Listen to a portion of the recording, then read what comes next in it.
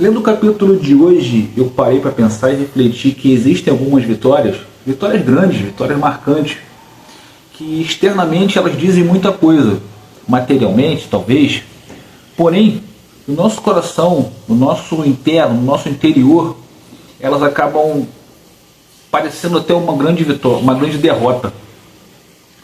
Ou seja, externamente, para quem está vendo, né, de fora, essa vitória, ela foi grandiosa, ela é honrosa, ela é maravilhosa. Porém, para quem está sentindo, ela representa muito mais uma derrota do que, na verdade, essa vitória aparente.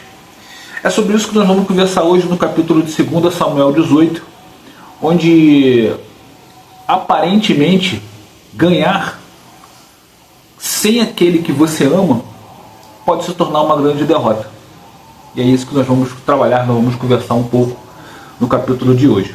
Bom, nesse capítulo a guerra já é iminente, a guerra vai acontecer, e Davi ele estrategicamente divide, né, o povo, divide os seus soldados, né, os seus guerreiros em 3 blocos, e ele se coloca à disposição, né, ele diz que vai também, eu vou também para a luta e tudo mais, porém os seus comandantes acham que isso é ruim. Não faça isso, por quê?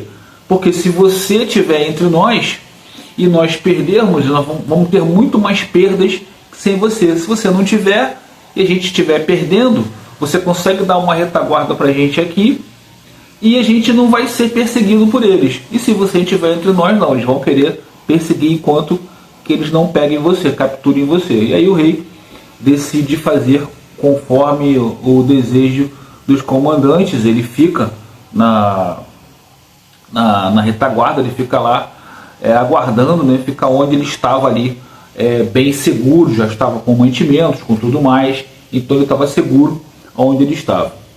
A guerra acontece,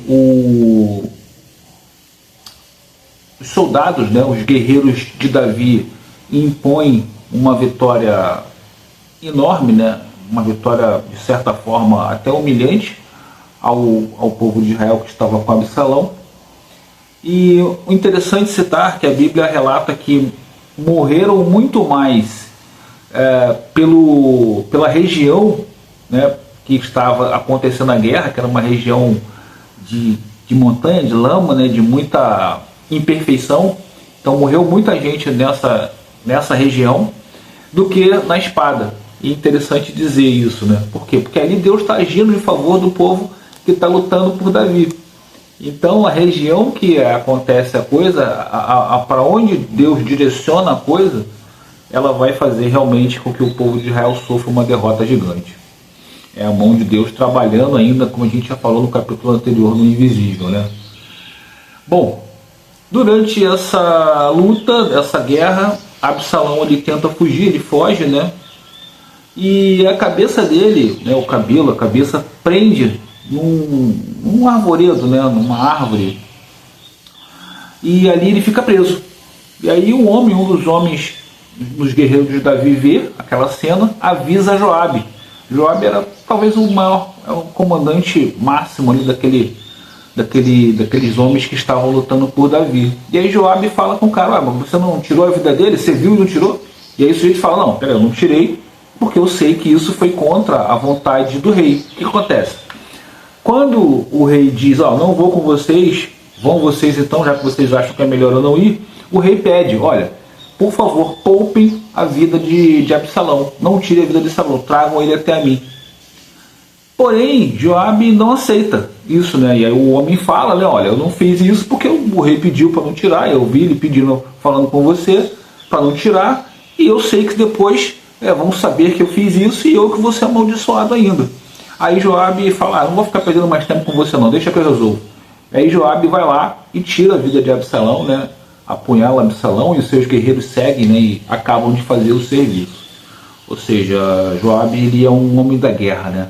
Ele não age com misericórdia, ele não age com o coração, vamos dizer assim. Ele age com vingança, com a raiva, com a mente, né? Com o cérebro. Não, eu tenho que eliminar o meu inimigo. Enfim, ele não pensa na dor que isso pode representar, que vai representar ao rei Davi. E aí o rei é avisado da morte, né, do seu filho, e ele fica muito arrasado nele, fica muito arrasado. Ele não comemora a vitória da guerra, né? Ele fica sabendo da guerra, não comemora a vitória, pelo contrário, parece mais é que ele perdeu, porque ele fica inconsolável, ele chora muito, chora o filho que morreu. E a gente vai agora conversar a respeito dessa atitude, né, desses acontecimentos que podem refletir na nossa vida. O que acontece, pessoal?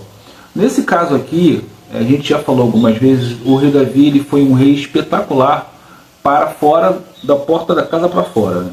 Estratégico, justo, honesto, um rei que realmente honrava, que inspirava confiança total dos seus soldados e do povo em si. Mas ele, da porta da casa para dentro da casa dele, ele era muito complicado. Ele já começou errando, né, quando ele escolheu um monte de mulheres, teve um monte de filhos, e isso foi causando confusão para ele. Por quê? Porque ele começou a ser dividido, né? Ele começou a criar várias famílias, e várias famílias com interesse naquilo que ele tem, né? Atenção, dinheiro, ostentação, posição social, enfim. E com uma confusão danada, certo? Agora, Absalão foi o primeiro que se levantou contra ele, né, e tentou realmente tomar à força o reino dele.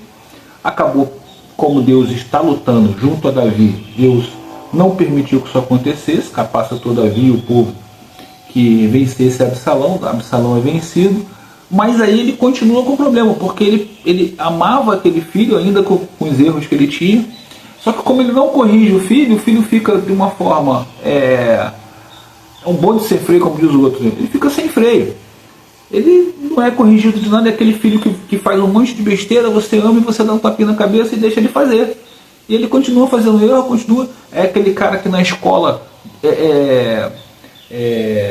maltrata o professor, maltrata o colega, e ele não respeita a ordem nenhuma. Ele cresce um homem sem lei, sem ordem, sem saber se comportar entre as pessoas, sem saber respeitar as pessoas.